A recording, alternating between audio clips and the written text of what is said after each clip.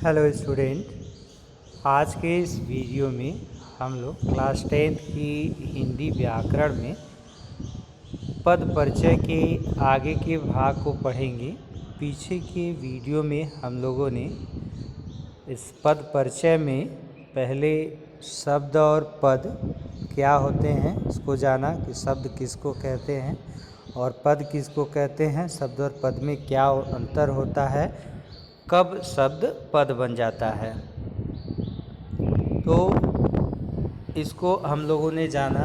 और पद परिचय कहलाता क्या है, किसको कहते हैं, वो पदों के व्याकरणिक परिचय को ही हम पद परिचय कहते हैं या पद निर्देश कहते हैं, पद विन्यास कहते हैं, निर्देशन कहते हैं। इसके बाद हम लोग पद के बारे में कि आगे पद के परिचय को जानने से पहले हम लोग पद का संक्षिप्त जान लेते हैं पदों के बारे में। तो हम लोगों ने पढ़ा था पीछे के वीडियो में विकारी और अविकारी, यानी प्रयोग के आधार पर शब्द के दो भेद हैं, विकारी और अविकारी, जिसमें विकारी शब्द संज्ञा, सर्वनाम, विशेषण, क्रिया विशेषण, तो उसको हम लोग पढ़ रहे हैं पहले विकारी को। तो विकारी में विकारी हम कहते किसको हैं, देखिए विकारी जिसमें विकार उत्पन्न हो उसको हम विकारी कहते हैं। और विकार होता क्यों है, कैसे होता है, जिस शब्द पर लिंग, वचन, कारक, काल, पुरुष आदि के कारण परिवर्तन होता है, यानी जिन शब्दों का रूप जो है लिंग, वचन, काल, कारक, पुरुष के कारण जो है बदलता है, उसको हम विकारी शब्द कहते हैं। और उस विकारी में हम लोगों ने संज्ञा, सर्वनाम, विशेषण, क्रिया को जाना कि ये विकारी हैं, यानी इन शब्दों पर लिंग, वचन, कारक, काल आदि का प्रभाव पड़ता है। और अविकारी यानी जिनमें विकार उत्पन्न नहीं होता, उनको हम अविकारी कहते हैं, यानी इन शब्दों के ऊपर लिंग, वचन, कारक, काल, पुरुष आदि का प्रभाव नहीं पड़ता, ये हर स्थिति में अपनी सामान्य रूप में बने रहते हैं। तो आइए अब इसमें उस विकारी में ही पहले हमने संज्ञा को जाना। अब आगे हम देख रहे हैं कि संज्ञा शब्द वाक्य में निम्नलिखित मुख्य व्याकरणिक प्रकार का प्रकार्य करते हैं, यानी कार्य करते हैं। तो कौन सा व्याकरणिक कार्य करते हैं शब्द वाक्य में, तो शब्द संज्ञा तो हम लोग जान ही चुके हैं कि संज्ञा कहते किसको हैं, नाम को ही हम संज्ञा कहते हैं, चाहे वो किसी का भी नाम हो, किसी वस्तु, व्यक्ति, प्राणी, स्थान, भाव का नाम हो, उसको हम संज्ञा कहते हैं, यानी हम नाम को ही संज्ञा कहते हैं। संज्ञा कितने प्रकार की होती है, तो 3 प्रकार की, जिसमें हम लोग व्यक्तिवाचक, जातिवाचक और भाववाचक संज्ञा पढ़े। और कुछ व्यक्तिवाचक संज्ञा ऐसे हैं जिनका हम जातिवाचक संज्ञा के रूप में प्रयोग करते हैं, और कुछ जातिवाचक शब्द हैं, संज्ञा हैं, जिसको हम व्यक्तिवाचक के रूप में प्रयोग करते हैं। तो उसको पढ़ने के बाद आज हम लोग जानेंगे कि संज्ञा शब्द वाक्य में और भी मुख्य व्याकरणिक प्रकार्य करते हैं, वो क्या है। क देखें, वाक्य में संज्ञा शब्द कर्ता का प्रकार्य करते हैं, जैसे वाणी गिटार बजाती है, बच्चे बाहर खेल रहे हैं। तो वाक्यों में वाणी और बच्चे शब्द बजाने और खेलने क्रिया के कर्ता है, यानी यहाँ पर ये कर्ता का कार्य कर रहे हैं, क्रिया जो हो रही है खेल रहे हैं और बजाने की, तो उसके ये कर्ता है वाणी और बच्चे। ख देखें, वाक्य में संज्ञा शब्द कर्म का प्रकार्य करते हैं, जैसे बिल्ली सारा दूध पी गई, तृप्ति कविता लिखती है। तो वाक्यों में दूध और कविता संज्ञाएं पीने और लिखने क्रिया के कर्म हैं। ग देखें, वाक्य में संज्ञा शब्द पूरक का किसके कर्ता और क्रिया या अकर्मक हो चाहे सकर्मक नहीं, सकर्मक नहीं, यहाँ पर सिर्फ अकर्मक, कर्ता और क्रिया, क्रिया कौन, अकर्मक के बीच की अपूर्णता को पूरा करने का कार्य भी करते हैं। जैसे उसके पिता डॉक्टर हैं। घ देखें, वाक्य में संज्ञा पद रीतिवाची या स्थानवाची क्रिया विशेषण का प्रकार्य करते हैं। जैसे वह बस से आई, पिताजी कोलकाता गए हैं। वह बस से आई और पिताजी कोलकाता गए हैं। इन वाक्यों में बस से रीतिवाची और कोलकाता स्थानवाची क्रिया विशेषण का प्रकार कर रहे हैं। अब देखिए, इसमें कह रहा है कि संज्ञा के विकारक तत्व। अब आगे हम जान रहे हैं किसको, संज्ञा के विकारक तत्व को। पहले तो हम लोगों ने जाना इसमें कि संज्ञा क्या क्या कार्य करते हैं, वाक्य में किस किस का प्रकार करते हैं। और संज्ञा के विकारक तत्व जो हम लोग पहले ही अभी पढ़े हैं कि विकारी, तो हमने बताया आपको कि संज्ञा विकारी शब्द है और सर्वनाम विशेषण क्रिया भी विकारी शब्द हैं। तो वो विकारक तत्व कौन कौन हैं, तो मैंने अभी आपको बताया है कि किन कारणों से इनमें विकार होता है। जैसा कि मैंने बताया कि इसमें लिंग, वचन, कारक, काल, पुरुष आदि के कारण विकार होता है। तो वही विकारक तत्व हैं जिनके बारे में हम यहाँ पर जानेंगे। कह रहा संज्ञा के विकारक तत्व।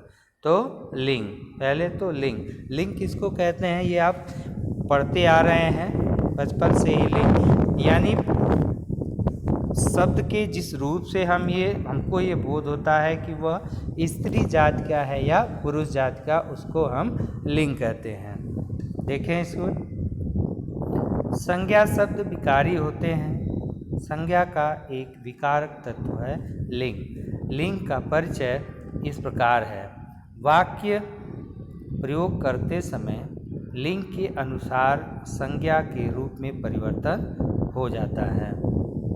शब्द के जिस रूप से यह पता चले कि वह स्त्रीवाची है या पुरुषवाची, उसे लिंग कहते हैं। अभी हमने बताया कि जिस शब्द से हमें ये बोध हो कि वह स्त्री जात का है या पुरुष जात का, तो उसको ही हम क्या कहते हैं, लिंग कहते हैं।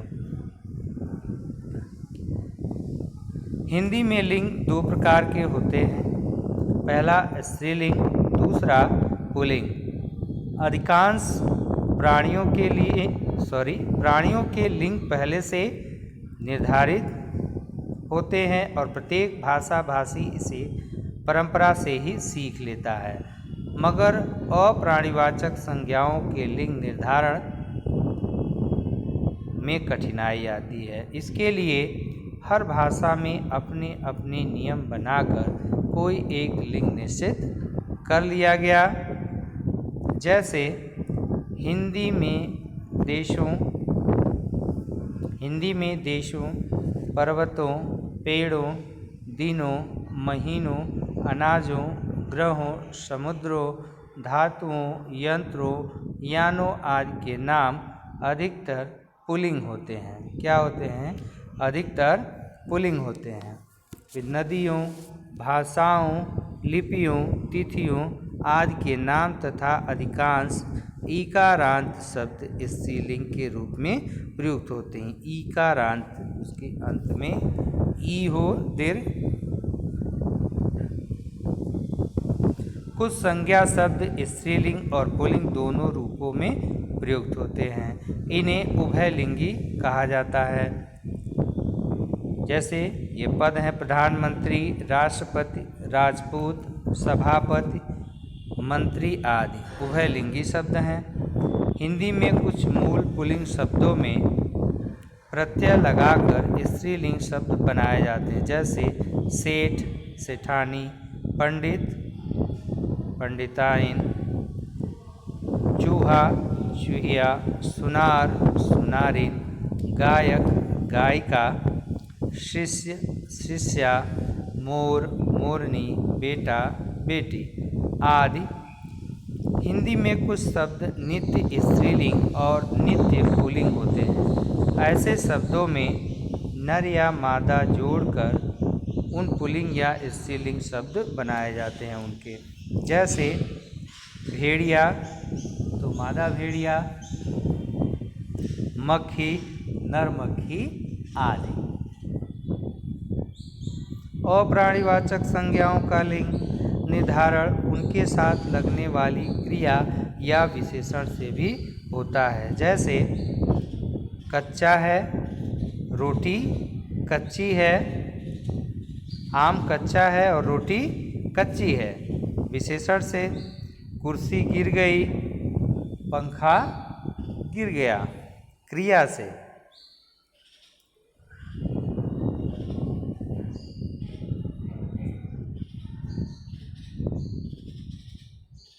ख देखिए। अब दूसरा इसका विकारक तत्व संज्ञा का क्या है? वचन है।